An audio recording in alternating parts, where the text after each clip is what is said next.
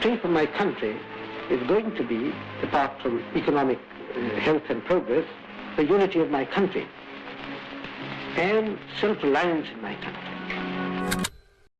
We are indeed at crossroads. Jawaharlal Nehru is being exhibited as a man who did nothing more than creating the Kashmir issue, losing the war with China, and neglecting the primary education.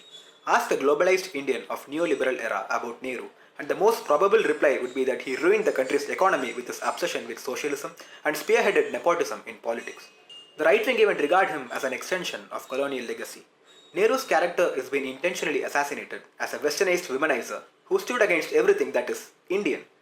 How much of these are true? And regardless of what is true and what is not, is that all Nehru has ever been accounted for? Is there nothing more to him? Debunking our cognitive and confirmation biases, Nehru's wonders comprehensively outweigh his blunders and are very significant to the survival of Indian democracy.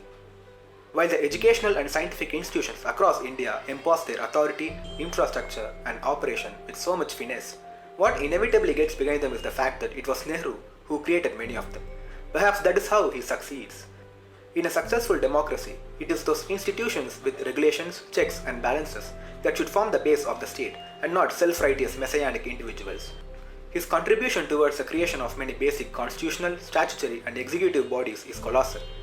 Those institutions are the ones that sustain the great Indian socio-political experiment in a multicultural land through the ambitious rule of law. Hence, it is no surprise that his legacy is eclipsed by the achievements of the very institutions he built. He constantly upheld that disregarding the institutions and centralizing power is against the very concept of democracy. It is unfortunate that it was his daughter, Indira Gandhi, who indulged in doing exactly the opposite. Jawaharlal Nehru held the hands of an exhausted, famished, and impoverished nation and led it towards industrial revolution. In his book, A Brief History of India, Judith Walsh observes that Nehru's India clocked 7% annual industrial growth at an average, tripled its productivity, and managed to become the 7th largest industrial economy within 1964. He successfully brought in the most powerful legacy of the British Raj, the Indian Armed Forces, under complete control of the civilian regime, an unparalleled accomplishment which the relatable Pakistan couldn't achieve. Nehru's contribution to the survival of India is difficult to be appreciated by those who believe in a homogeneous cultural thread supposedly weaving across the subcontinent.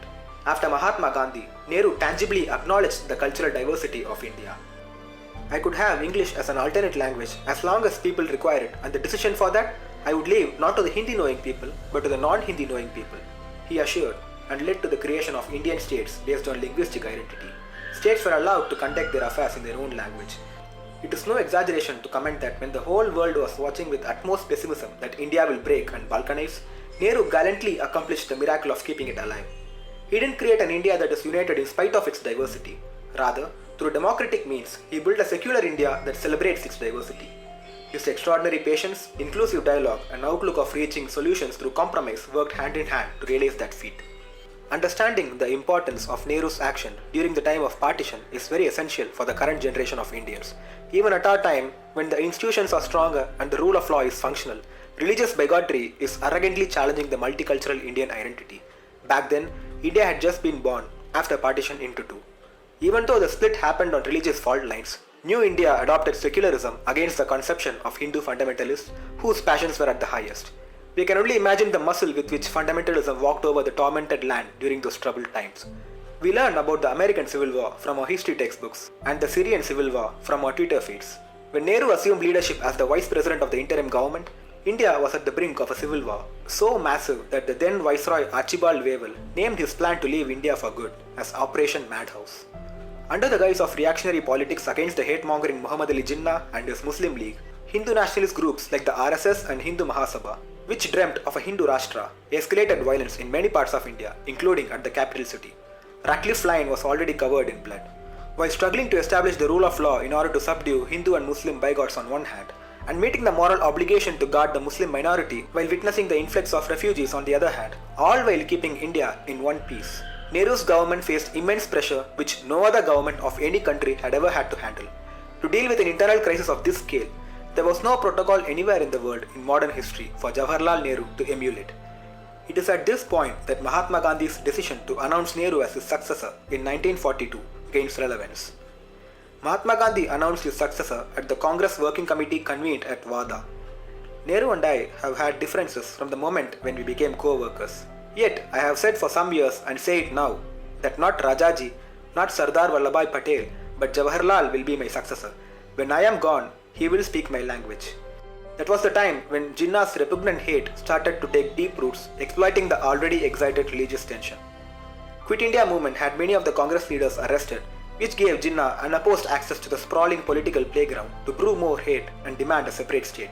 That aside, Gandhi and Nehru cared about social justice too. They recognized the need to create a society that treats women, the oppressed class, and religious minorities equally as others. Most importantly, they also had to do that as a reformatory measure without jeopardizing the existing social fabric. Gandhi judged, and rightly so, that Nehru, who was inclusive, democratic, and likable, was the best chip on the table to be given the responsibility of uniting the nation and ensuring its survival. The assassination attempt on Nehru during the time of partition ought to be viewed together with this judgment. The seriousness of such calamitous situation back then could be comprehended by looking at some of the letters Nehru wrote during that time to some of his peers. Nehru wrote a letter to Sarvepalli Radhakrishnan on a January day 1948. There is no doubt that Pakistan and the people behind Pakistan started this terrible business of hatred and killing. But there is also little doubt that both sides indulged in it in equal measure. There is nothing to choose between the iniquities of either. Just a week before Gandhi was assassinated, Nehru wrote a letter to Sardar Vallabhbhai. Hindu Outlook had published an article which suggested that Gandhi and Nehru should be murdered. An anonymous poster incited to murder Mahatma Gandhi, cut him to pieces and throw his flesh to dogs and crows. Nehru wrote to Vallabhbhai, "In view of the attitude of the Hindu Mahasabha and the RSS, it is becoming increasingly difficult to be neutral towards them." He wrote another letter 2 days before the assassination in which he worryingly reports that Lal Bahadur Shastri, minister in United Provinces government, has received information to the effect that RSS men are being trained in Bharatpur with arms. Nehru wrote 2 letters to Shyama Prasad Mukherjee, one before and one after Gandhi's assassination. Those letters are significant in the sense that they assist in the revelation of fundamental ideologies being present within the Congress party itself. While Hindu Mahasabha was delivering speeches that rendered Mahatma Gandhi as an impediment and contended that sooner he died, the better it would be for the country, Nehru wrote on this backdrop, "For some time past, I have been greatly distressed by the activities of the Hindu Mahasabha. At the present moment, it is functioning not only as the main opposition to the government and to the Congress in India, but as an organization continually inciting to violence." After Mahatma Gandhi was murdered, Nehru wrote the second letter in which he is convinced that the day for communal organizations in politics is past and they should not be encouraged in any way. Nehru ends the letter with utmost grief, yet still clings on to an obscure hope that events could still be addressed collectively. This was how 1947-48 unfolded before Jawaharlal Nehru. He was always open to dialogue with those who disagree with him, even if they were associated with an organization that fanatically wished him to be gone for good. He collaborated with leaders coming from different backgrounds. He interacted with people who had diverse and complex opinions. He was in constant touch with the chief ministers. He kept on writing letters to them passionately as though he should leave no stone unturned. Within the construct of unitary bias, a necessity of that time, he faithfully valued federal relationship. He respected India's composite culture and showed accommodative attitude to everyone, all to sustain India, a profound idea of peace, acceptance and coexistence that the war-torn 20th century world achingly wanted to adopt. He valiantly steered the ship, balancing diplomatically between the two power blocks of the Cold War. Perhaps it is a good thing that for 5 weeks or so you will not be troubled by my speeches and broadcasts. Jawaharlal Nehru was not a man without his share of blunders, but his persistent statesmanship united and stabilized a secular, federal, improbable democracy, as Ashutosh Varshini puts, falsifying the global common sense. Today, while selective secularism in electoral politics has to be condemned, there is also an urgent need to challenge the right-wing's attempt to redefine secularism itself. Giving secularism a fanciful definition on religious grounds and labeling everyone against it under the secular tag is not only a politics of exclusion, but also a scandalous effort to homogenize India. We simply cannot reap the benefits of Nehruvian secularism and simultaneously reject it, because that would be a terrible injustice to the generations to come.